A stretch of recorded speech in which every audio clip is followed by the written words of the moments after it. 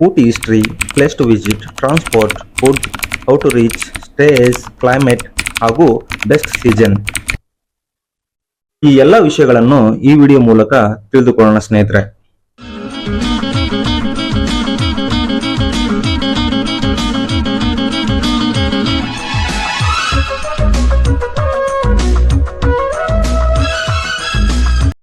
ನಮಸ್ಕಾರ ಸ್ನೇಹಿತರೆ, ನಾನು ನಿಮ್ಮ Surya. Welcome to my channel darling Surya. ನಾನಿವತ್ತು ಈ ವಿಡಿಯೋದಲ್ಲಿ ಪರ್ವತಗಳ ರಾಣಿ ಅಂತ ಕರೆಯುವ ಹಾಗೂ ಅತಿ ಹೆಚ್ಚು ಪ್ರವಾಸಿಗರನ್ನ ಕೈ ಬೀಸಿ ಕರೆಯುವ ಊಟಿಗೆ.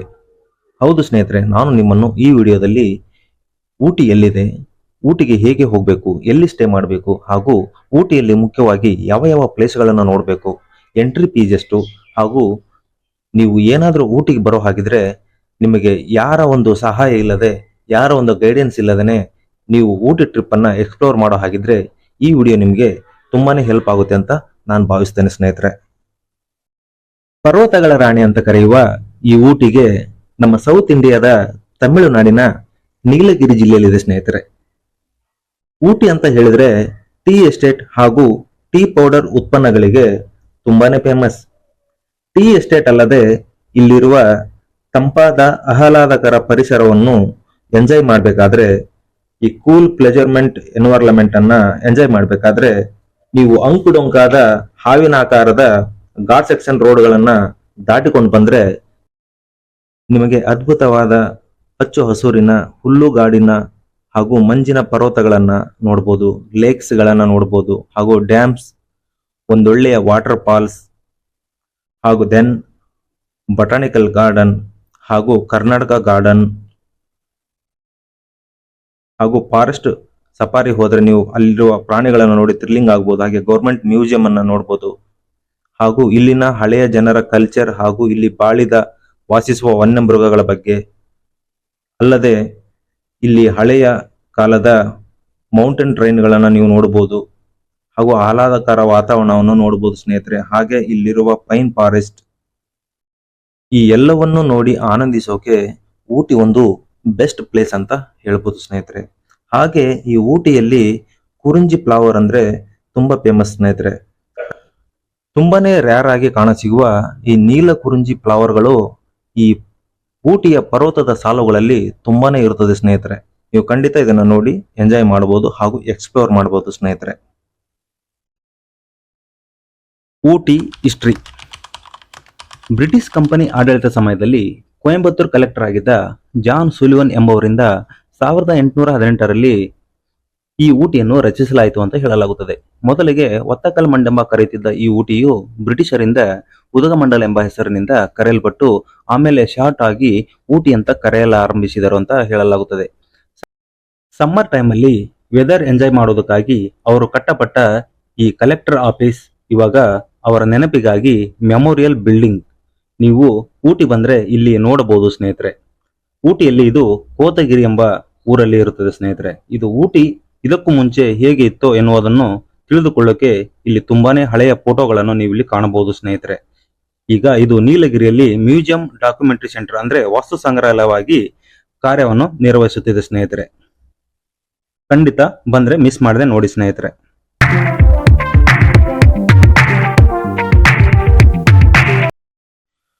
ಊಟಿಗೆ ಹೇಗೆ ತಲುಪಬಹುದು ಅಂದ್ರೆ, ಊಟಿಗೆ ಪ್ರಮುಖ ನಗರಗಳೊಂದಿಗೆ ರಸ್ತೆಯ ಮೂಲಕ ಉತ್ತಮ ಸಂಪರ್ಕ ಹೊಂದಿದೆ ಸ್ನೇಹಿತರೆ. ನೀವು ಕಾರ್ನಲ್ಲಿ ಬರೋದಾದ್ರೆ ನೀವು ಸುಂದರವಾದ ಸೈಟ್ ಸೀನ್ ಗಳನ್ನ ನೋಡ್ತಾ ಎಂಜಾಯ್ ಮಾಡ್ಕೊಂಡು ಬರ್ಬೋದು ಸ್ನೇಹಿತರೆ. ನೀವೇನಾದ್ರೂ ಬಸ್ಸಲ್ಲಿ ಟ್ರಾವೆಲ್ ಮಾಡ್ಕೊಂಡು ಬರೋದಾದ್ರೆ ತುಂಬಾನೇ ಪ್ರಮುಖ ನಗರಗಳಿಂದ ಡೈರೆಕ್ಟ್ ಬಸ್ಸಸ್ಗಳು ಇರ್ತವೆ ಸ್ನೇಹಿತರೆ. ಕೇರಳ, ಕರ್ನಾಟಕ KSRTC ಬಸ್ಗಳು ಸಿಗುತ್ತವೆ. ಕೊಯಂಬತ್ತೂರಿನಿಂದ ಕೂಡ ತುಂಬಾನೇ ಬಸ್ಸುಗಳ ವ್ಯವಸ್ಥೆ ತುಂಬಾನೇ ಚೆನ್ನಾಗಿದೆ. ಕೊಯಂಬತ್ತೂರಿಂದ 86 ಕಿಲೋಮೀಟರ್ ದೂರದಲ್ಲಿರುವ ಈ ಊಟಿಗೆ ನಮ್ಮ ಕರ್ನಾಟಕದ KSRTC ಬಸ್ಸುಗಳು ಸೌಲಭ್ಯ ಇರುತ್ತೆ ಹಾಗೂ ನೆರೆಹೊರೆಯ ರಾಜ್ಯಗಳಿಂದ ಕೂಡ ಡೈರೆಕ್ಟ್ ಬಸ್ಸುಗಳು ಸಿಗುತ್ತೆ ಸ್ನೇಹಿತರೆ. ಹಾಗೆ ಸ್ನೇಹಿತರೆ, ನೀವೇನಾದ್ರೂ ಟ್ರೈನ್ ಅಲ್ಲಿ ಟ್ರಾವೆಲ್ ಮಾಡಿ ಬರ್ತೀರಾ ಅಂದ್ರೆ ಊಟಿಗೆ nearest railway station Coimbatore railway station ಸ್ನೇಹಿತರೆ. ನೀವು ಇಲ್ಲಿಂದ ಕೂಡ ಬಸ್ಸಲ್ಲಿ ಈಸಿಯಾಗಿ ನೀವು ಊಟಿಯನ್ನ ಸೇರ್ಕೋಬಹುದು. ಹಾಗೆ ಸ್ನೇಹಿತರೆ, ನೀವು ಈ ನೀಲಗಿರಿ ಮೌಂಟೇನ್ ರೈಲ್ ನಲ್ಲಿ ಜರ್ನಿ ಮಾಡೋಕೆ ನೀವು ಕೊಯಂಬತ್ತೂರಿನಿಂದ ಮೇಟುಪಾಳ್ಯ ಕೂಡ ನೀವು ಇಲ್ಲಿಂದ ಈಸಿಯಾಗಿ ಹೋಗಬಹುದು ಸ್ನೇಹಿತರೆ.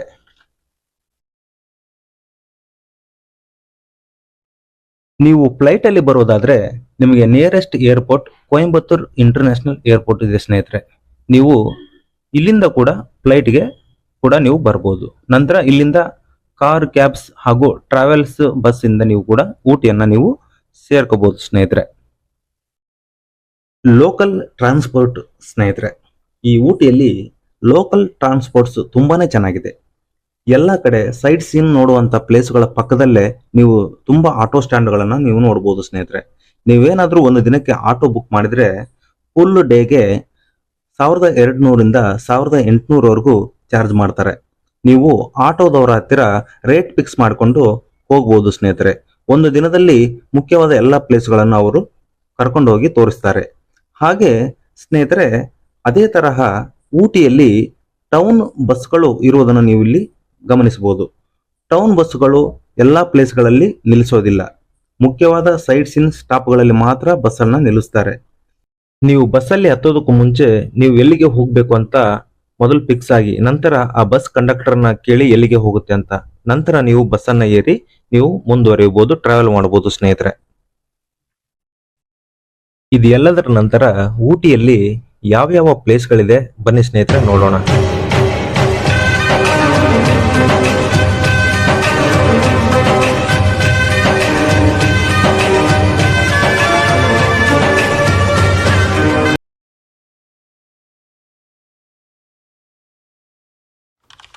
KT ವ್ಯಾಲಿ ವೇವ್ ಪಾಯಿಂಟ್ ಸ್ನೇಹಿತರೆ, ಇದು KT ವ್ಯಾಲಿ ವೇವ್ ಪಾಯಿಂಟ್ ಒಂದು ಊಟಿಗೆ ಹೋಗುವ ಮಾರ್ಗದಲ್ಲಿ, ಅಂದ್ರೆ ಕೂನೂರು ಟು ಊಟಿ ರೋಡ್ ಮಾರ್ಗದಲ್ಲಿ ಲೊಕೇಟೆಡ್ ಆಗಿದೆ ಸ್ನೇಹಿತರೆ.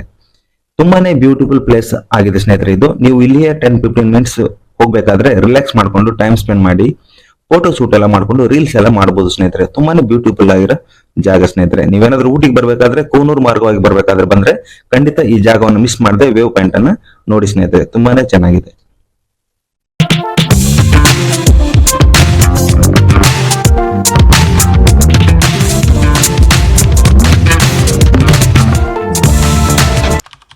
Ooty lake and boat riding ಸ್ನೇಹಿತರೆ.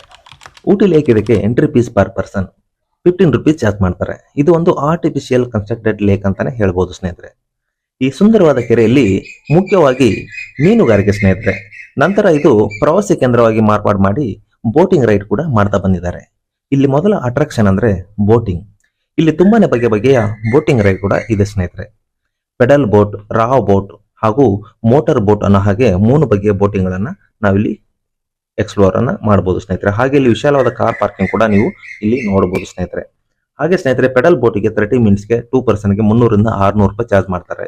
ರಾ ಬೋಟಿಂಗಿಗೆ 30 ಮಿನಿಟ್ಸ್ಗೆ 3 ಜನಕ್ಕೆ 450ರಿಂದ 900 ರೂಪಾಯಿ ಚಾರ್ಜ್ ಮಾಡ್ತಾರೆ. ಹಾಗೆ ಮೋಟಾರ್ ಬೋಟಿಗೆ 20 ನಿಮಿಷಕ್ಕೆ 900 ರೂಪಾಯಿ ಚಾರ್ಜ್ ಮಾಡ್ತಾರೆ ಸ್ನೇಹಿತರೆ. ತಮಗೆ ಇಷ್ಟ ಆದ್ರೆ ಖಂಡಿತ ನೀವು ಈ ಬೋಟಿಂಗ್ ರೈಡ್ ಅನ್ನ ಮಾಡಿಬಿಟ್ಟು ಎಕ್ಸ್ಪ್ಲೋರ್ ಮಾಡಿ ಎಂಜಾಯ್ ಮಾಡಬಹುದು ಸ್ನೇಹಿತರೆ. ಹಾಗೆ ಇಲ್ಲಿ ಮಕ್ಕಳಿಗೆ ವಿವಿಧ ಬಗೆಯ ಗೇಮಿಂಗ್ ಗ್ರೌಂಡ್ ಕೂಡ ಇದೆ. ತಾವು ಕೂಡ ಮಕ್ಕಳಿಗೆ ಇಷ್ಟ ಆದ್ರೆ ತುಂಬಾ ಇಷ್ಟ ಆಗುತ್ತೆ, ಟ್ರೈ ಮಾಡಬಹುದು ಸ್ನೇಹಿತರೆ. ಇಲ್ಲಿ ನೋಡ್ತಾ ಇದ್ದೀರಲ್ಲ, ಬೋಟಿಂಗ್ ಅನ್ನ ಮಾಡಿ ಎಂಜಾಯ್ ಮಾಡಿ ಸ್ನೇಹಿತರೆ.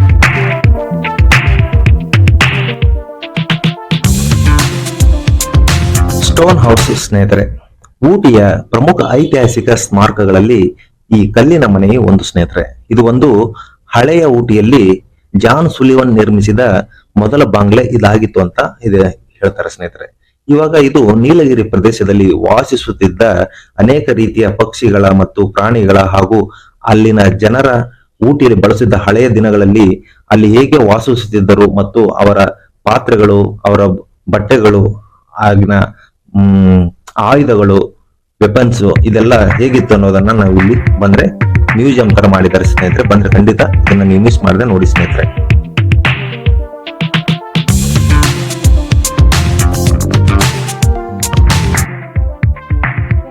ಟೀ ಪಾರ್ಕ್, ಟೀ ಗಾರ್ಡನ್ಗೂ ಹಾಗೂ ಟೀ ಎಸ್ಟೇಟ್ಗೂ ನಡುವೆ ಇರುವ ಈ ಟೀ ಪಾರ್ಕ್ ತುಂಬಾನೇ ಬ್ಯೂಟಿಫುಲ್ ಆದ ಸ್ಥಳ ಅಂತ ಹೇಳ್ಬೋದು ಸ್ನೇಹಿತರೆ. ಎಂಟ್ರಿ ಫೀಸ್ ಒಬ್ಬರಿಗೆ 40 ರುಪೀಸ್ ಚಾರ್ಜ್ ಮಾಡ್ತಾರೆ ಪರ್ ಪರ್ಸನ್ಗೆ. ಇದು ಟೈಮಿಂಗ್ ಬೆಳಗ್ಗೆ 8:30ರಿಂದ ಸಾಯಂಕಾಲ 5 ಗಂಟೆವರೆಗೂ ಇರುತ್ತೆ ಸ್ನೇಹಿತರೆ. ಊಟಿಯಿಂದ 8 ಕಿಲೋಮೀಟರ್ ದೂರದಲ್ಲಿರುವ ಈ ಟೀ ಪಾರ್ಕ್ ತುಂಬಾನೇ ಚೆನ್ನಾಗಿ ಮೇಂಟೈನ್ ಮಾಡ್ತಾ ಇದ್ದಾರೆ. ಹಾಗೆ ಇಲ್ಲಿ ಪ್ಲೇ ಏರಿಯಾ ಇಲ್ಲಿ ತುಂಬಾ ಚೆನ್ನಾಗಿರೋದ್ರಿಂದ ನಿಮ್ಮ ಫ್ಯಾಮಿಲಿ ಜೊತೆ ಟೈಮ್ ಸ್ಪೆಂಡ್ ಮಾಡೋಕ್ಕೆ ತುಂಬಾ ಮಾಡಿಸಿದ ಜಾಗ ಅಂತ ಹೇಳ್ಬೋದು ಸ್ನೇಹಿತರೆ. ನೀವು ಖಂಡಿತ ಊಟಿ ಬಂದ್ರೆ ಖಂಡಿತ ಈ ಟೀ ಪಾರ್ಕ್ ಗಾರ್ಡನ್ ಅನ್ನ ಮಿಸ್ ಮಾಡದೆ ನೋಡಿ ಸ್ನೇಹಿತರೆ, ಎಕ್ಸ್ಪ್ಲೋರ್ ಮಾಡಿ, ತುಂಬಾ ಚೆನ್ನಾಗಿದೆ.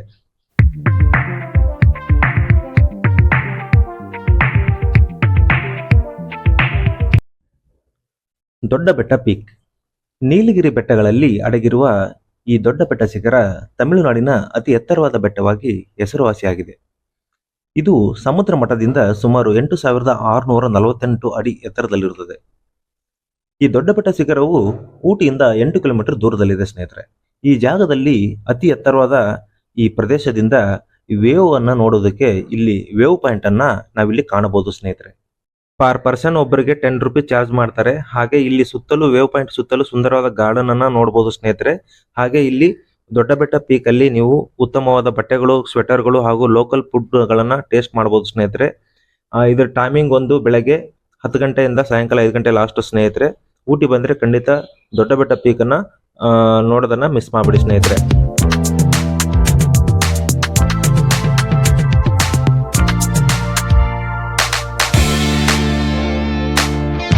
Tea factory and museum. ಸ್ನೇಹಿತರೆ, ಈ ಟೀ ಫ್ಯಾಕ್ಟರಿಗೆ entry fees per person 10 rupees charge ಮಾಡ್ತಾರೆ. ಇದು ಒಂದು ಬೆಳಗ್ಗೆ ಒಂದು ಟೈಮಿಂಗ್ಸ್ ಬಂದು ಬೆಳಗ್ಗೆ 9 ಗಂಟೆಯಿಂದ ಸಾಯಂಕಾಲ 6 ಗಂಟೆವರೆಗೂ ಇರುತ್ತೆ. ಈ tea factory Ooty bus stand ಇಂದ ಕೇವಲ 5 ಕಿಲೋಮೀಟರ್ ದೂರದಲ್ಲಿರುತ್ತದೆ ಸ್ನೇಹಿತರೆ. ಇಲ್ಲಿ ಯಾವ ತರದ ಟೀ ಎಲೆಗಳಿದಾವೆ, ಅದಲ್ಲದೆ ಈ ಟೀ ಎಲೆಗಳಿಗೆ ಇರುವ ಹಿಸ್ಟರಿ ಏನು, ನಮ್ಮ ಇಂಡಿಯಾದಲ್ಲಿ ಹೇಗೆ ಇರುತ್ತದೆ ಎನ್ನುವ ಈ ಎಲ್ಲ ಡೀಟೇಲ್ಸ್ ಅನ್ನ ನೀವು ಇಲ್ಲಿ ನೋಡಿ ತಿಳ್ಕೊಳ್ಬಹುದು ಸ್ನೇಹಿತರೆ. ಅದಲ್ಲದೆ ಈ ಟೀ ಎಲೆಗಳನ್ನು ಇಲ್ಲಿ ಯಾವ ತರಹ ಪ್ರಾಸೆಸ್ ಮಾಡ್ತಾರೆ ಹಾಗೂ ಯಾವ ತರ ಕಟ್ ಮಾಡ್ತಾರೆ, ಟ್ವಿಸ್ಟ್ ಮಾಡಿ ಹಾಗೂ ಸ್ಟೇಜ್ ಬೈ ಸ್ಟೇಜ್ ಹೇಗೆ ಟೀ ಪೌಡರ್ ಅನ್ನ ರೆಡಿ ಮಾಡ್ತಾರೆ ಅನ್ನೋ ಹೋಲ್ಸೇಲ್ ಪ್ರಾಸೆಸ್ ಅನ್ನು ಹಾಗೂ ಪ್ಯಾಕೇಜಿಂಗ್ ಮಾಡುವವರೆಗೂ ನೀವು ಇಲ್ಲಿ ನೋಡಬಹುದು ಸ್ನೇಹಿತರೆ. ಅದು ಅಲ್ಲದೆ ಇಲ್ಲಿ ಸ್ಯಾಂಪಲ್ಗೆ ಟೀ ಕೂಡ ಕೊಡ್ತಾರೆ ಸ್ನೇಹಿತರೆ ಕುಡಿಯೋದಕ್ಕೆ. ನಿಮ್ಗೇನಾದ್ರೂ ಇಷ್ಟ ಆದ್ರೆ, ನೀವೇನಾದ್ರೂ ಟೀ ಪ್ರಿಯರ್ ಆಗಿದ್ದರೆ ನೀವು ಖಂಡಿತ ಇಲ್ಲಿಂದ ಕಡಿಮೆ ಬೆಲೆಗೆ ಒಳ್ಳೆಯ ಸುಗಮ ಭರಿತ ಟೀ ಪೌಡರ್ನ ನೀವು ಇಲ್ಲಿಂದ ಖರೀದಿ ಮಾಡಿಕೊಂಡು ಮನೆಗೆ ಹೋಗ್ಬೋದು ಸ್ನೇಹಿತರೆ. ಹಾಗೆ ಸ್ನೇಹಿತರೆ, ನಿಮ್ಗೇನಾದ್ರೂ ಊಟಿಗೆ ಬಂದ್ರೆ ಖಂಡಿತ ಈ ಟೀ ಫ್ಯಾಕ್ಟರಿಗೆ ಬರೋದನ್ನ ಮಿಸ್ ಮಾಡ್ಕೋಬೇಡಿ ಸ್ನೇಹಿತರೆ.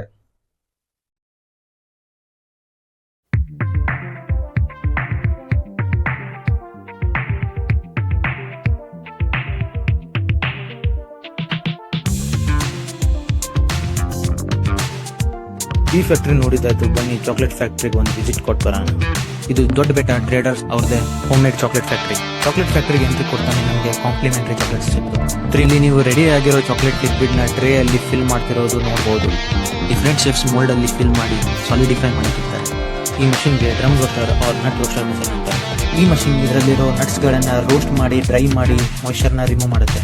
ಚಾಕ್ಲೇಟ್ ರೆಡಿ ಆದ್ಮೇಲೆ ಅದನ್ನ ಪ್ಯಾಕ್ ಮಾಡಿ ಇಲ್ಲಿ ಸ್ಟೋರ್ ಮಾಡ್ತಾರೆ.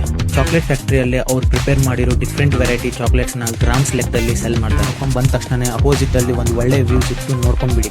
ಈ ವ್ಯೂ ಅಲ್ಲಿ ನಿಮಗೆ ತುಂಬಾ ಸ್ಪೋರ್ಟ್ಸ್ ಅಂಡ್ ಗೇಮ್ಸ್ ಆಕ್ಟಿವಿಟೀಸ್ ಸಿಗ್ತವೆ.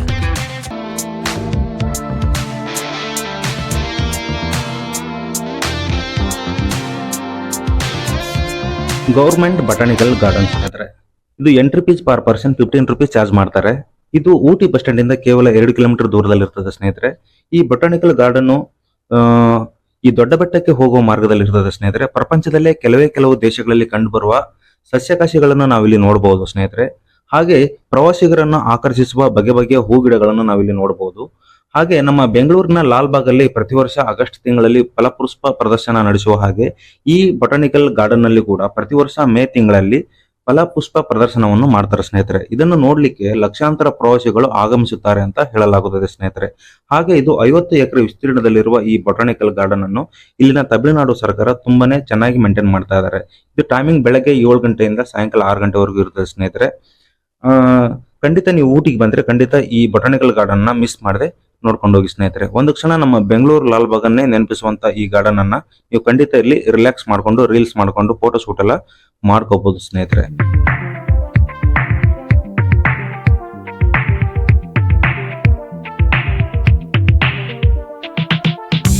ಕರ್ನಾಟಕ ಸಿರಿ ಹಾರ್ಟಿಕಲ್ಚರ್ ಗಾರ್ಡನ್ ಸ್ನೇಹಿತರೆ, ಇದು ಊಟಿಯಲ್ಲಿ ಪೆರ್ನ್ ಹಿಲ್ ಎಂಬ ಏರಿಯಾದಲ್ಲಿ ಲೊಕೇಟೆಡ್ ಆಗಿದೆ ಸ್ನೇಹಿತರೆ. Per entry fees per person 50 rupees charge ಮಾಡ್ತಾರೆ. ಟೈಮಿಂಗ್ಸ್ ಬಂದು ಬೆಳಗ್ಗೆ 9 ಗಂಟೆಯಿಂದ ಸಾಯಂಕಾಲ 6 ಗಂಟೆವರೆಗೂ. ಇದನ್ನ ಊಟಿಯಲ್ಲಿ ಹಾರ್ಟಿಕಲ್ಚರ್ ಡಿಪಾರ್ಟ್ಮೆಂಟ್ ಆಫ್ ಕರ್ನಾಟಕ ಅವರು ಮೇಂಟೈನ್ ಮಾಡ್ತಾ ಇದ್ದಾರೆ ಸ್ನೇಹಿತರೆ. ಇಲ್ಲಿರುವ ಗಾರ್ಡನ್ ನಲ್ಲಿ ನೀವೇನಾದ್ರೂ ನಿಮ್ಮ ಪ್ರೀತಿ ಪಾತ್ರರ ಜೊತೆ ವಾಕ್ ಮಾಡಿದ್ರೆ ಅದರ ವೈಬ್ ತುಂಬಾ ರೋಮಾಂಚನಕಾರಿಯಾಗಿರುತ್ತದೆ ಅಂತ ಸ್ನೇಹಿತರೆ. ಹಾಗೆ ಸ್ನೇಹಿತರೆ, ಇಲ್ಲಿ play hide and seek with your friends of the maze garden, ಮಕ್ಕಳಿಗೆ ಇದು ತುಂಬಾನೇ ಇಷ್ಟವಾಗುತ್ತೆ. ಹಾಗೆ ಸ್ನೇಹಿತರೆ, ಇಲ್ಲಿ ಇನ್ನೊಂದು ಮೇನ್ ಅಟ್ರಾಕ್ಷನ್ ಅಂತ ಹೇಳಿದ್ರೆ ಹ್ಯಾಂಗಿಂಗ್ ಬ್ರಿಡ್ಜ್ ಸ್ನೇಹಿತರೆ. ಈ ಕಡೆಯಿಂದ ಹಿಡಿದು ಆ ಕಡೆಯ ಕೊನೆಯವರೆಗೂ ನಡೆದುಕೊಂಡು ಹೋಗೋಕ್ಕೆ ತುಂಬಾನೇ ಥ್ರಿಲ್ಲಿಂಗ್ ಆಗಿರುವ ಎಕ್ಸ್ಪೀರಿಯನ್ಸ್ ತುಂಬಾನೇ ಚೆನ್ನಾಗಿ ಸಿಗುತ್ತೆ ಸ್ನೇಹಿತರೆ ನಿಮಗೆ. ಖಂಡಿತ ಸ್ನೇಹಿತರೆ, ನಿಮ್ಮ ಪ್ರೀತಿ ಪಾತ್ರರೊಡನೆ ಈ ಹ್ಯಾಂಗಿಂಗ್ ಬ್ರಿಡ್ಜ್ ಅಲ್ಲಿ ನಡೆದುಕೊಂಡು ವಾಕ್ ಮಾಡುವ ಒಂದು ಫೀಲಿಂಗು, ಆ ಟೈಮ್ ಏನಿದೆಯಲ್ಲ ತುಂಬಾ ರೋಮಾಂಚನಕಾರಿ ಆಗಿರುತ್ತೆ ಅಂತ ನಾನು ಹೇಳ ಬಯಸ್ತೇನೆ. ಹಾಗೆ ನಿಮ್ಮ ಪ್ರೀತಿ ಪಾತ್ರರೊಂದಿಗೆ ಹಾಗೂ ನಿಮ್ಮ ಕುಟುಂಬದೊಂದಿಗೆ ಉತ್ತಮ ಒಂದು ಮಕ್ಕಳ ಜೊತೆ ಉತ್ತಮ ಟೈಮ್ ಸ್ಪೆಂಡ್ ಮಾಡ್ಬೇಕಂದ್ರೆ ನಿಮಗೆ ಊಟಿಯಲ್ಲಿ ಇದು ಒಂದು ತುಂಬಾ ಉತ್ತಮವಾದ ಜಾಗ ಹಾಗೂ ತುಂಬಾ ಬೆಸ್ಟ್ ಪ್ಲೇಸ್ ಅಂತ ನಾನು ಹೇಳ್ತೀನಿ ಸ್ನೇಹಿತರೆ. ಖಂಡಿತ ನೀವು ಊಟಿ ಬಂದ್ರೆ ಈ ಒಂದು ಜಾಗನ ಖಂಡಿತ ಮಿಸ್ ಮಾಡದೆ ವಿಸಿಟ್ ಮಾಡಿ ಸ್ನೇಹಿತರೆ. ನಮ್ಮ ಕರ್ನಾಟಕ ಸಿರಿ ಹಾರ್ಟಿಕಲ್ಚರ್ ಗಾರ್ಡನ್ ಸ್ನೇಹಿತರೆ.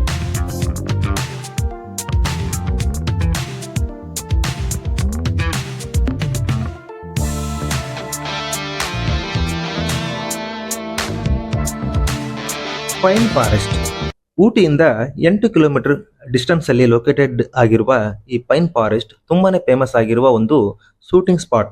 ಇಲ್ಲಿರುವ ವೇವು ಸರಿ, ಹಾಗೆ ಇಲ್ಲಿರುವ ಬ್ಯೂಟಿಫುಲ್ ಪೈನ್ ಮರಗಳು ಸರಿ ತುಂಬಾನೇ ಚೆನ್ನಾಗಿದೆ ನೋಡೋಗರ ಕಣ್ಣಿಗೆ. ಸ್ನೇಹಿತರೆ, ಈ ಎಂಟ್ರಿ ಫೀಸ್ ಒಂದು ಪರ್ ಪರ್ಸನ್ 40 ರೂಪೀಸ್ ಚಾರ್ಜ್ ಮಾಡ್ತಾರೆ. ಬೆಳಗ್ಗೆ 8 ಗಂಟೆಯಿಂದ ಸಾಯಂಕಾಲ 6 ಗಂಟೆವರೆಗೂ ಟೈಮಿಂಗ್ ಇರುತ್ತೆ.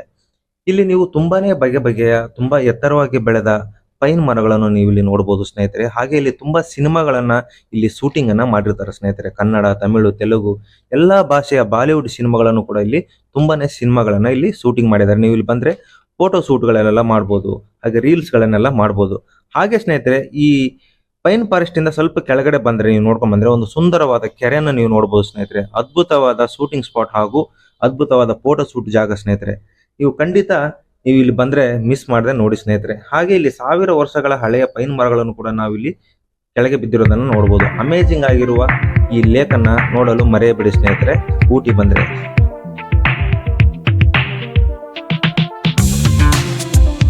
When lock down 9th mile shooting point ಸ್ನೇಹಿತರೆ, ಇದು ಊಟಿ ಬಸ್ ಸ್ಟ್ಯಾಂಡ್ ಇಂದ 16 ಕಿಲೋಮೀಟರ್ ದೂರದಲ್ಲಿ ಅಂದ್ರೆ ಪೈಕಾರ್ ವಾಟರ್ ಫಾಲ್ಸ್ಗೆ ಹೋಗುವ ಮಾರ್ಗದಲ್ಲಿ ಇರುತ್ತದೆ ಸ್ನೇಹಿತರೆ. ಈ ಜಾಗವು ಸಿನಿಮಾ ಹಾಗೂ ಮೂವಿಗಳ ಶೂಟಿಂಗ್ ಮಾಡುವ ಜಾಗವಾಗಿ ತುಂಬಾ ಪ್ರಸಿದ್ಧವಾಗಿದೆ. ಇಲ್ಲಿ ಒಂದು ಎಂಟ್ರಿ ಫೀಸ್ ಒಂದು ಒಬ್ಬರಿಗೆ 30 ರೂಪೀಸ್ ಅನ್ನ ಚಾರ್ಜ್ ಮಾಡ್ತಾರೆ ಸ್ನೇಹಿತರೆ. ಹಾಗೆ ಟೈಮಿಂಗ್ಸ್ ಒಂದು ಬೆಳಗ್ಗೆ 8 ಗಂಟೆಯಿಂದ ಸಾಯಂಕಾಲ 6 ಗಂಟೆವರೆಗೂ ಟೈಮಿಂಗ್ ಸ್ನೇಹಿತರೆ. ಇಲ್ಲಿ ಕನ್ನಡ, ತಮಿಳು, ಮಲಯಾಳಂ, ತೆಲುಗು ಹಾಗೂ ಬಾಲಿವುಡ್ ಸಿನಿಮಾಗಳನ್ನ ಇಲ್ಲಿ ಅತಿ ಹೆಚ್ಚಾಗಿ ಶೂಟಿಂಗ್ ಮಾಡ್ತಾರೆ ಸ್ನೇಹಿತರೆ. ನಿಮ್ಮ ಪ್ರೀತಿ ಪಾತ್ರ ಜೊತೆ ಹಾಗೂ ನಿಮ್ಮ ಕುಟುಂಬದ ಜೊತೆ ಒಂದು ಒಳ್ಳೆ ಸಮಯವನ್ನು ಇಲ್ಲಿ ನೀವು ಎಕ್ಸ್ಪ್ಲೋರ್ ಮಾಡೋ ಹಾಗಿದ್ರೆ, ಸ್ಪೆಂಡ್ ಮಾಡೋ ಹಾಗಿದ್ರೆ ತುಂಬಾ ಚೆನ್ನಾಗಿರುತ್ತೆ. ಈ ಜಾಗವು 20 ಎಕರೆ ವಿಸ್ತೀರ್ಣದಲ್ಲಿ ಇರುತ್ತದೆ. ಹಚ್ಚು ಹಸುರಿನಿಂದ ತುಂಬಿರುತ್ತದೆ ಸ್ನೇಹಿತರೆ. ಖಂಡಿತ ನೀವು ಏನಾದರೂ ಊಟಿಗೆ ಬಂದ್ರೆ ಈ ಜಾಗವನ್ನ ಮಿಸ್ ಮಾಡದೆ ವಿಸಿಟ್ ಮಾಡಿ ಸ್ನೇಹಿತರೆ. ತುಂಬಾ ಚೆನ್ನಾಗಿರುತ್ತೆ. ತುಂಬಾ ರೀಲ್ಸ್ ಎಲ್ಲ ಮಾಡ್ಬೋದು, ಫೋಟೋ ಶೂಟ್ ಎಲ್ಲ ಮಾಡೋಕೆ ತುಂಬಾ ಚೆನ್ನಾಗಿರುತ್ತೆ ಸ್ನೇಹಿತರೆ.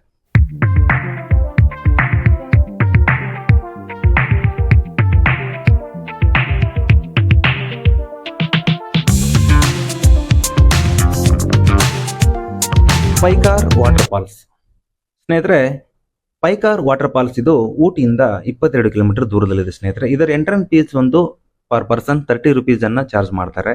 ಊಟಿಗೆ ಬರುವ ಅತಿ ಹೆಚ್ಚು ಪ್ರವಾಸಿಗರನ್ನು ಆಕರ್ಷಿಸುವ ಹಾಗೂ ಕೈ ಬೀಸಿ ಕರೆಯುವ ಸೂಪರ್ ಆದ ಜಾಗಗಳಲ್ಲಿ ಈ ಪೈಕಾರ್ ವಾಟರ್ ಫಾಲ್ಸ್ ಕೂಡ ಒಂದು ಸ್ನೇಹಿತರೆ. ಊಟಿ ಬಸ್ ಸ್ಟ್ಯಾಂಡ್ ಇಂದ 22 ಕಿಲೋಮೀಟರ್ ದೂರದಲ್ಲಿರುವ ಈ ಪೈಕಾರ್ ವಾಟರ್ ಫಾಲ್ಸ್ ಇದು ಪೈಕಾರ್ ನದಿಯಿಂದ ಹರಿಯುವ ಸಣ್ಣ ಸಣ್ಣ ನೀರು ಜರಿಗಳನ್ನು ನಾವಿಲ್ಲಿ ಕಾಣಬಹುದು ಸ್ನೇಹಿತರೆ. ಹಾಗೆ ಇದೇ ಏರಿಯಾದಲ್ಲಿ ಇರುವ ಪೈಕಾರ ನದಿಗೆ ಅಡ್ಡವಾಗಿ ಕಟ್ಟಿರುವ ಪೈಕಾರ ಡ್ಯಾಮ್ ಅನ್ನ ನಾವಿಲ್ಲಿ ಕಾಣಬಹುದು ಸ್ನೇಹಿತರೆ. ಇಲ್ಲಿ ನೀವು ನೋಡ್ತಾ ಇರಬಹುದು ಡ್ಯಾಮ್ ಅನ್ನ. ಹಾಗೆ ಈ ಡ್ಯಾಮ್ ಇಂದ ಸ್ವಲ್ಪ 2 ಕಿಲೋಮೀಟರ್ ಹಾಗೆ ನಾವು ಹೋದ್ರೆ ಪೈಕಾರ ಲೇಕ್ ಅನ್ನ ನಾವು ಬೋಟಿಂಗ್ ಹೌಸ್ ಅನ್ನ ನಾವು ನೋಡಬಹುದು ಸ್ನೇಹಿತರೆ. ಈ ಮಾರ್ಗವಾಗಿ 2 ಕಿಲೋಮೀಟರ್ ಮುಂದಕ್ಕೆ ಹೋದ್ರೆ ನಾವು ಪೈಕಾರ್ ಲೇಕ್ ಬೋಟಿಂಗ್ ರೈಡ್ ಅನ್ನ, ಬೋಟಿಂಗ್ ಲೇಕ್ ಅನ್ನ ನಾವಿಲ್ಲಿ ನೋಡಬಹುದು ಸ್ನೇಹಿತರೆ. ಖಂಡಿತ ನೀವು ಊಟಿ ಬಂದ್ರೆ ಮಿಸ್ ಮಾಡದೆ ಇದೆಲ್ಲ ನೋಡಿ ಸ್ನೇಹಿತರೆ.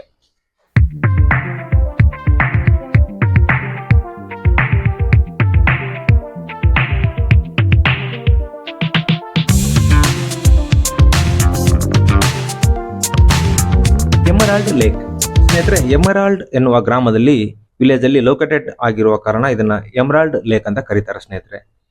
ಈ ಜಾಗವು ಊಟಿಯಿಂದ 25 ಕಿಲೋಮೀಟರ್ ದೂರದಲ್ಲಿ ಇರ್ತದೆ ಸ್ನೇಹಿತರೆ. ಇದು ಅಲಲಂಚೆ ಲೇಕ್ಗೆ ಹೋಗುವ ಮಾರ್ಗದಲ್ಲಿ ಇರ್ತದೆ ಸ್ನೇಹಿತರೆ. ಹಾಗೆ ಈ ಜಾಗವು ಅಮಿದಿ ಪಳ್ಳತಾಕು ಎನ್ನುವ ತಮಿಳು ಭಾಷೆಯಲ್ಲಿ ಅಂದ್ರೆ ಸೈಲೆಂಟ್ ವ್ಯಾಲಿ ಅಂತ ಕೂಡ ಕರೀತಾರೆ ಸ್ನೇಹಿತರೆ. ಈ ಏರಿಯಾದ ಈ ಕೆರೆಯ ಸುತ್ತಲೂ ಟೀ ಎಸ್ಟೇಟ್ ಗಳನ್ನ ನಾವಿಲ್ಲಿ ನೋಡಬಹುದು. ಹಾಗೆ ಈ ಎಮರಾಲ್ಡ್ ಲೇಕ್ ಅಲ್ಲಿ ಸನ್ರೈಸ್ ಹಾಗೂ ಸನ್ಸೆಟ್ಗಳು ಆಗೋದನ್ನು ಇಲ್ಲಿ ನೋಡೋದಕ್ಕೆ ತುಂಬಾ ಚೆನ್ನಾಗಿರುತ್ತೆ ಸ್ನೇಹಿತರೆ. ಊಟಿಗೆ ಬಂದ್ರೆ ಖಂಡಿತ ನೀವು ಈ ಪ್ಲೇಸ್ ಅನ್ನ ಮಿಸ್ ಮಾಡದೆ ನೋಡಿ. ಫೋಟೋ ಶೂಟ್ ಹಾಗೂ ರೀಲ್ಸ್ ಗಳನ್ನು ಮಾಡೋದಕ್ಕೆ ತುಂಬಾ ಸೂಪರ್ ಆದ ಜಾಗ ಸ್ನೇಹಿತರೆ. ಅವಲಾಂಚೆ ನೀಲಗಿರಿ ಜಿಲ್ಲೆಯಲ್ಲಿರುವ ಅವಲಾಂಚೆ ಮೋಸ್ಟ್ ವಿಸಿಟ್ ಪ್ಲೇಸ್ ಗಳಲ್ಲಿ ಒಂದು ಸ್ನೇಹಿತರೆ. ತುಂಬಾನೇ ಬ್ಯೂಟಿಫುಲ್ ಪ್ಲೇಸ್ ಅಂತ ಹೇಳ್ಬೋದು. ಹಾಗೆ ಸ್ನೇಹಿತರೆ, ಈ ಅವಲಾಂಚೆ ಕೆರೆಯು ಊಟಿ ಬಸ್ ಸ್ಟ್ಯಾಂಡ್ ಇಂದ 22 ಕಿಲೋಮೀಟರ್ ದೂರದಲ್ಲಿರುತ್ತದೆ ಸ್ನೇಹಿತರೆ. ಈ ಸುಂದರವಾದ ಕೆರೆ ಯಾವುದೇ ಅತಿ ಹೆಚ್ಚು ಜನಸಂದಣಿ ಇಲ್ಲದೆ ಪ್ರಶಾಂತವಾಗಿಯೂ ನಿಶಬ್ದವಾಗಿಯೂ ಇರುತ್ತದೆ ಸ್ನೇಹಿತರೆ. ಈ ಜಾಗದಲ್ಲಿ ಲೇಕ್ ಎಕ್ಸ್ಪ್ಲೋರ್ ಮಾಡಿದ ಮೇಲೆ ನೀವು ಇಲ್ಲಿ ಕ್ಯಾಂಪಿಂಗ್ ಕೂಡ ನೀವು ಮಾಡಬಹುದು. ಟ್ರೆಕ್ಕಿಂಗ್ ಪ್ರಿಯರಾಗಿದ್ರೆ ನೀವು ಟ್ರೆಕ್ಕಿಂಗ್ ಕೂಡ ನೀವು ಇಲ್ಲಿ ಹೋಗಬಹುದು. ಈ ಜಾಗವು ಅರಣ್ಯ ಪ್ರದೇಶದಲ್ಲಿ ಇರುವುದರಿಂದ ಜೀಪ್ ಸಫಾರಿ ಹೋಗ್ಬೇಕಂದ್ರೆ ಫಾರೆಸ್ಟ್ ಡಿಪಾರ್ಟ್ಮೆಂಟ್ ಜೀಪ್ ಸಫಾರಿಯಲ್ಲಿ ಕರ್ಕೊಂಡು ಹೋಗ್ತಾರೆ, ಅಲ್ಲಿಂದ ಹೋಗ್ಬೇಕಾಗುತ್ತೆ ಸ್ನೇಹಿತರೆ. ಇಲ್ಲಿ ಯಾವುದೇ ಓನ್ ವೆಹಿಕಲ್ ಗಳನ್ನ ಒಳಗಡೆ ಅಲೌಡ್ ಮಾಡೋದಿಲ್ಲ. ನೀವು ಫಾರೆಸ್ಟ್ ಡಿಪಾರ್ಟ್ಮೆಂಟ್ ಒಳಗಡೆ ಬಸ್ಸಲ್ಲಿ ಅಥವಾ ವ್ಯಾನ್ಗಳಲ್ಲಿ ಹೋಗ್ಬೋದು. ಇಲ್ಲಿ ಬಸ್ಗಳಿಗೆ 200 ರೂಪಾಯಿ ಚಾರ್ಜ್ ಮಾಡ್ತಾರೆ, ಜೀಪು ವ್ಯಾನ್ಗಳಿಗೆಲ್ಲ 2000 ರೂಪಾಯಿ ಚಾರ್ಜ್ ಮಾಡ್ತಾರೆ. ಬಂದ್ರೆ ಖಂಡಿತ ಅವಲಾಂಚೆಗೆ ಬಂದ್ರೆ ಊಟಿಯಲ್ಲಿ ಮಿಸ್ ಮಾಡದೆ ನೋಡಿ ಸ್ನೇಹಿತರೆ.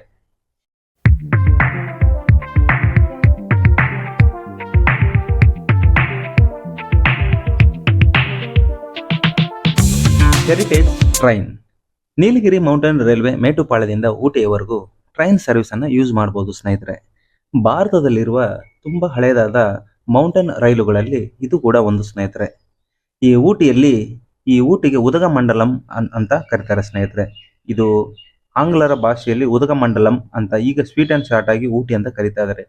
ಈ ಮೌಂಟೇನ್ ರೈಲ್ ನಲ್ಲಿ ಪ್ರಯಾಣಿಸುವುದು ಒಂದು ಅದ್ಭುತವಾದ ಅನುಭವನ ಕೊಡ್ತದೆ ಸ್ನೇಹಿತರೆ. ಇಲ್ಲಿ ಆ ನೀಲಗಿರಿ ಮೌಂಟೇನ್ಗಳಲ್ಲಿ ಆ ಪರ್ವತಗಳ ಸಾಲಿನಲ್ಲಿ ಕ್ರಾಸ್ ಮಾಡಿಕೊಂಡು ಬರುವಂತ ಈ ವೇವ್ ನೋಡೋಕೆ ಅದ್ಭುತವಾದ ಮನೋಹರವಾಗಿರುತ್ತದೆ ಸ್ನೇಹಿತರೆ. ಹಾಗೆ ಈ ಸುರಂಗ ಮಾರ್ಗಗಳಲ್ಲಿ ಬರುವ ಈ ರೈಲನ್ನು ನೋಡೋಕೆ ಮಾತುಗಳಲ್ಲಿ ಹೇಳಕ್ ಸಾಧ್ಯ ಇಲ್ಲ ಸ್ನೇಹಿತರೆ. ಹಾಗೆ ಈ ರೀಲ್ಸ್ ಸೋಷಿಯಲ್ ಮೀಡಿಯಾಗಳಲ್ಲಿ ವೈರಲ್ ಆಗುತ್ತಿರುವ ಈ ಹೆರಿಟೇಜ್ ಟ್ರೈನ್ ಅನ್ನ ತಾವು ಕೂಡ ಒಮ್ಮೆ ಆದರೂ ಜರ್ನಿ ಮಾಡ್ಬೇಕಂತ ಆಸೆ ಇದ್ದೇ ಇರುತ್ತೆ. ಖಂಡಿತ ನೀವು ಆನ್ಲೈನ್ ಅಲ್ಲಿ ಈ ಟಿಕೆಟ್ ಗಳನ್ನ ತಗೊಂಡ್ರೆ ಈ ಟ್ರೈನ್ ಅನ್ನ ನೀವು ಖಂಡಿತವಾಗಿ ಜರ್ನಿ ಮಾಡಬಹುದು. ಕೆಲವು ಸರಿ ಆನ್ಲೈನ್ ಅಲ್ಲಿ ಟಿಕೆಟ್ ಸಿಗದೇ ಇದ್ರೂ ಪರವಾಗಿಲ್ಲ, ನೀವು ಆಫ್ಲೈನ್ ಅಲ್ಲಿ ಕೂಡ ನೀವು ಡೈರೆಕ್ಟ್ ಆಗಿ ಅರ್ಲಿ ಮಾರ್ನಿಂಗ್ ಬಂದ್ರೆ ಡೈಲಿ 30 ಟಿಕೆಟ್ಸ್ ಅನ್ನ ಅನ್ರಿಸರ್ವ್ ಟಿಕೆಟ್ ಅನ್ನ ಫ್ರೀ ಆಗಿ ಕೊಡ್ತಾರೆ. ಅಂದ್ರೆ ಫ್ರೀ ಇಲ್ಲ, ಕಾಸಲ್ಲೇ ನಿಮಗೆ ಟಿಕೆಟ್ ಆನ್ಲೈನ್ ತಗೊಳ್ಳದೇನೆ ಫ್ರೀ ಆಗಿ ಜನರಲ್ ಟಿಕೆಟ್ ಆಗಿ ತಗೊಳ್ಬಹುದು. ಮತ್ತೆ ಕನ್ನಡ ಸ್ನೇಹಿತರೆ, ಊಟಿಗೆ ಬರೋಕೆ ಟ್ರಿಪ್ ಮಾಡಿ ಪ್ಲಾನ್ ಮಾಡ್ಕೊಳ್ಳಿ. ಬಂದ್ರೆ ಖಂಡಿತ ಈ ಹೆರಿಟೇಜ್ ಟ್ರೈನ್ ಅಲ್ಲಿ ಜರ್ನಿ ಮಾಡಿ, ರೀಲ್ಸ್ ಮಾಡಿ, ಫೋಟೋ ಶೂಟ್ ಎಲ್ಲ ಮಾಡ್ಕೊಳ್ಳಿ ಸ್ನೇಹಿತರೆ. ತುಂಬಾ ಚೆನ್ನಾಗಿರುತ್ತೆ.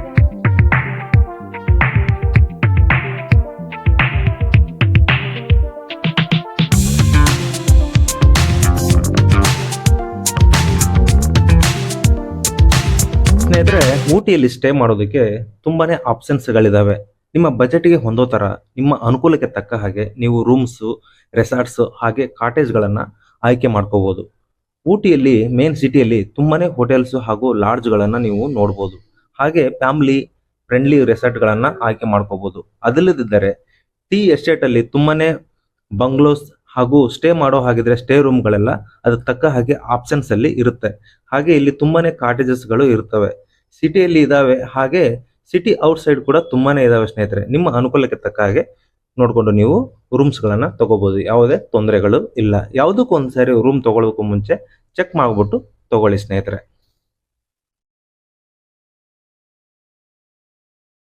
Best season two visit Ooty ಅಂತಂದ್ರೆ, ಊಟಿ ವರ್ಷವಿಡೀ ನೋಡೋದಕ್ಕೆ ತುಂಬಾ ಚೆನ್ನಾಗೇ ಇರುತ್ತೆ ಸ್ನೇಹಿತರೆ. ಬಟ್ ನವೆಂಬರ್ ಟು ಫೆಬ್ರವರಿ ತುಂಬಾ ಚಳಿಗಾಲ ಸ್ನೇಹಿತರೆ. ಈ ಊರಲ್ಲಿ ತುಂಬಾ ಕೋಲ್ಡ್ ಇರುತ್ತೆ. July to October rainy season ಅಂದ್ರೆ ವಿಂಟರ್ ಸೀಸನ್, ಮಳೆಗಾಲ ಇರುತ್ತೆ ಸ್ನೇಹಿತರೆ. July to October. April to June hot and cool ಅಂದ್ರೆ ಬೇಸಿಗೆ ಕಾಲನೇ, ಆದ್ರೆ ತುಂಬಾ ಬೇಸಿಗೆ ಇಲ್ದಾನೆ ಹಾಟ್ ಅಂಡ್ ಕೂಲ್ ಎರಡು ಮಿಕ್ಸ್ ಆಗಿರುತ್ತೆ ಸ್ನೇಹಿತರೆ. ನೋಡಿ ಸ್ನೇಹಿತರೆ, ನಿಮ್ಮ ಅನುಕೂಲಕ್ಕೆ ತಕ್ಕ ಹಾಗೆ ಯಾವ ಟೈಮಲ್ಲಿ ಬಂದ್ರೆ ಬೆಟರ್ ಅಂತ ನೀವು ಚಾಯ್ಸ್ ಮಾಡ್ಕೊಂಡು ನೀವು ಬರ್ಬೋದು ಸ್ನೇಹಿತರೆ.